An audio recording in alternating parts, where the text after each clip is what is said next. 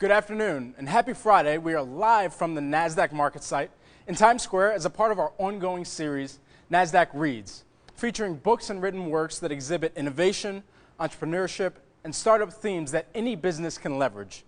And joining us today for a special interview, we have New York Times best-selling author Martin Lindstrom, who is the author of Small Data, The Tiny Clues That Uncover Huge Trends. The book reveals how seemingly insignificant details of human behavior can point a careful observer to the next big trend. Martin, welcome to Nasdaq. Thank you, Brad. Absolutely. So just diving right in, what is small data? Well, small data is really the opposite of big data, where big data is all about tons of numbers where you try to find a correlation. Small data is all about the hypothesis, which you really need to figure out what are you searching for when you have the big data. So you could say that's all about the causation. And that is the issue we have today. All companies are now jumping on the big data trend, but they have no hypothesis, and that's really small data. So what's an example then of a company that's turned around its strategies and focusing more on small data? Well, I think a good example would be Lego. We all know Lego today as a huge success story, but winding back 13 years to 2003, that's a huge problem. In fact, Lego relied partly on big data, and those data told the company that the instant gratification generation had arrived, meaning they had no patience whatsoever to play with those Lego bricks. So Lego did a historic move to change those tiny bricks into gigantic building blocks. And during Christmas 2003, guess what happened? The company was close to bankruptcy. In fact, the revenue went down 30%. Now, that was the moment where a small group in Lego decided to move in with consumers and start to pick up small data. And this is a true story. They end up in a home of an 11-year-old German kid. And they ask him one simple question: what are you most proud of? Right. And this kid looks around, he points at a shelf, and there you have an old pair of worn-down sneakers. And of course, Lego is surprised. They thought he would say a Nintendo, PlayStation or something, right? Didn't.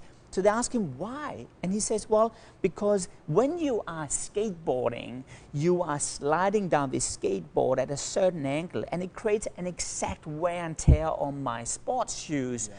And I'm the #1 skater in town, and this is my evidence because it has exactly that angle.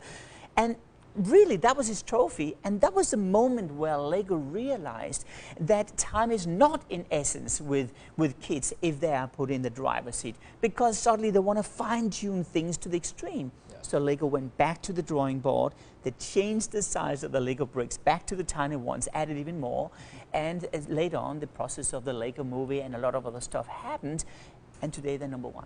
That's very interesting that you bring up the movie, because this took them in a kind of completely different direction than where they were in just the packaging up of their product and, telling the story through those different boxing and all of the packaging that they would do. Yeah. In your research, and I know this is kind of going off script a little bit, but in your research, did some of that small data influence their decision to kind of go in a media direction, creating motion pictures, things like that? Well, absolutely, because here's the issue. What we've learned from a lot of our research over the years is that kids really don't have a lot of fantasy anymore, and fantasy needs to be infused into products. Sure.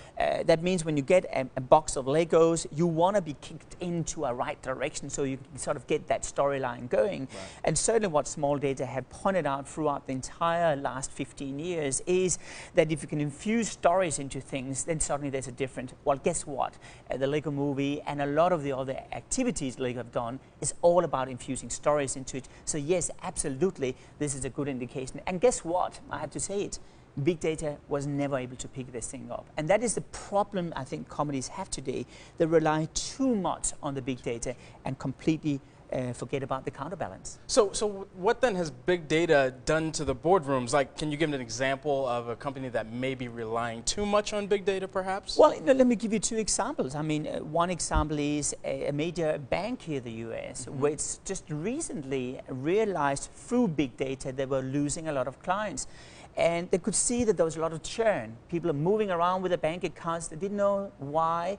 So they prepared a range of different letters to send out to millions of customers, basically saying to them, hey, we see there's a problem. We want to cut the interest rate just to keep you.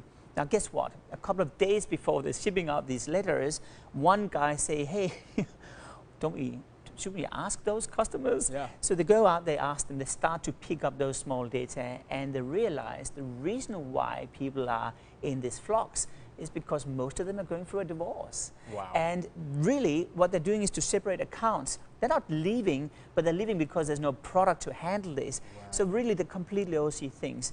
This is a good example, but if you take the competitor to Facebook, Google is another example. In 2012, they were the first to predict a flu outbreak here in the United States, Wow. 5 or 6 days in advance, based on search algorithms. They basically were saying if you type in flu, they can sort of predict, there's an outbreak in North Carolina or whatever. However, just recently, the Center for Disease Control announced that they were completely wrong. In fact, the numbers were 2 times what they should have been. Now, why is that? Because I type in flu, my kids are seeing it, they type in flu, and suddenly, actually, this thing become viral. So they relied on the cost, so the correlation, because they really were just looking at the bare numbers, where they forgot about the causation. Right. So then what can small data found in, we're looking at all of the different things, and one of the resounding themes I think that you touched on right there is the fact that there's also a family impact in that small data kind of correlation. So for instance, what can be found, in a family's refrigerator that correlates to small data? Well, this is fascinating. If we take Facebook as an example, right? I would claim that most people, sorry for saying this, but I would claim that most people of you out there are lying on your Facebook account, right? Because we pretend like who we are. We're a little bit better looking, a little bit more sexy, and we also have a better CV. But the reality is, just as we build up our brand online, we actually have a perception room at home. The perception room you find when you're looking for the coffee table book. That is a perception room. And listen to this, it's crazy. People would have huge, colorful paintings hanging in the perception room tend to be more self-confident. And this is crazy what I'm telling you now. People which have a huge bookshelf in the perception room, packed with books, tend to have a lower education. We are kind of compensating for the lack of education by stacking books into our life. If you have a lot of antiques, we now know that it means that you want to come across as being more sophisticated. All those seemingly insignificant observations, what I call emotional DNA, will leave behind ourselves, like the fridge. If I stack the fridge in a certain way, it talks about my inner conflict. Vegetables on top, the regular Coke on the bottom, hidden. It talks about my conflicts. And what is fascinating about all this is it all tells about who we really are. Because you can't really talk about human beings defining it just by numbers. I mean, you wouldn't define your partner using just numbers, right? 2, 3, 5, 7. Yeah, it turns me on, right?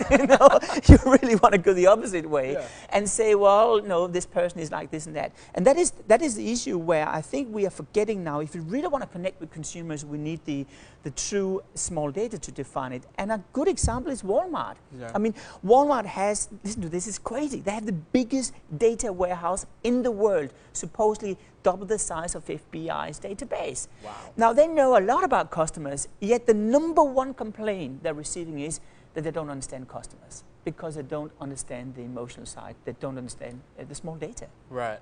So using that model that you just mentioned, jumping back to how your home is laid out. So if I were to say I have a very minimalist home, not a whole lot of things on the wall, I've got the things that I need to get by.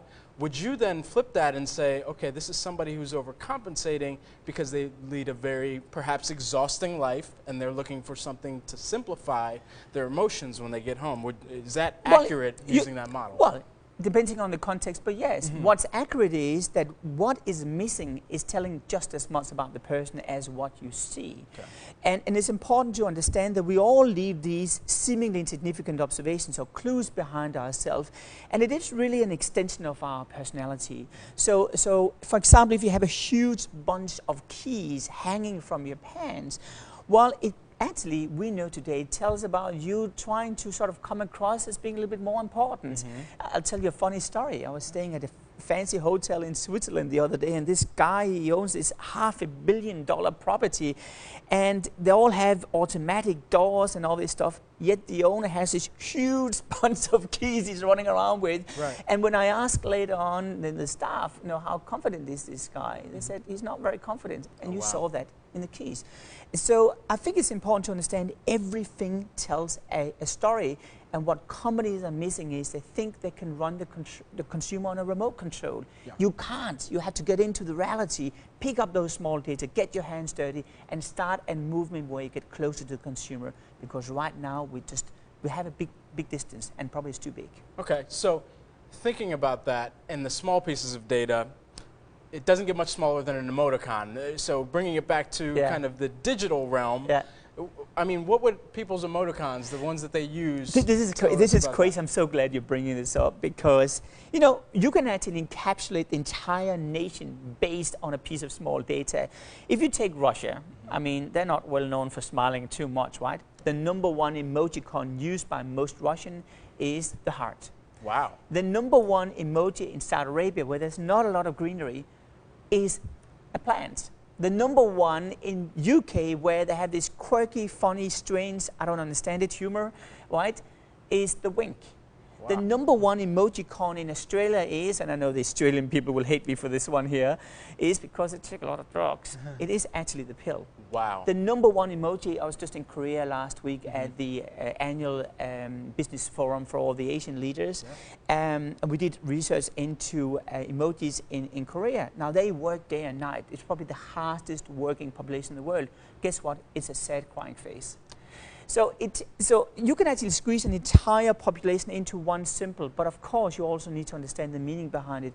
But this is the message. Even the way you type today, if you pause in the way you're typing, tells about your mood. If you use caps, it tells about your credit card rating. All that stuff is what we're trying to pick up using small data. Sure. And so it's interesting that you bring up the credit card side of things, so we do have to talk a little bit of finance since we're here at Nasdaq. But what would you say that small data may reveal about people's spending habits, perhaps? Well, a lot. I'll give you some crazy insight here. For example, a very well-known credit card company in this country, in fact, have found out that the small cushions you put underneath the legs on a chair, those one protecting your floor, you've probably never seen them at home, right? No, I remember them. Your parents had it? Of course. I had to help them put it on it. Bradley. So what's happening is when people buy that more, because that has a certain reference number in the credit card system, right? When people buy that, they are the most accurate payers right now. Right. So you actually can take a little piece of purchase people are buying and actually translate that into how likely are people to pay later on. Or, for example, as we talked about before, if you use caps, you use lowercase, you have certain spelling errors, it can actually determine your credit card rating with up to 72% accuracy. Do not have spelling errors. Don't have any spelling errors. Stay away from that. But this is the issue. We are not aware of it, how we are broadcasting center of emotions. And I think what we need to come to terms with is to understand the world is not just about a ton of data. The world is all about zooming in on one little piece and understand the human side. And that's really what I'm trying to do in the book Small Data, right? That's perfect. So just before we wrap, where can people find your book, Small Data? Where can they pick it up? How do we get our hands on copies? Well, you can find it in most indie bookstores here in the United States, of course, on the usual Amazon. You can find it on martinlindstrom.com, and of course, Facebook, right?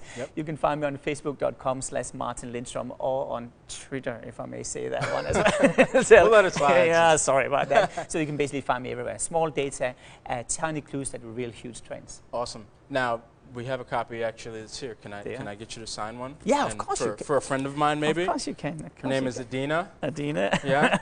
Thanks a lot. Absolutely. Thanks. Thank you.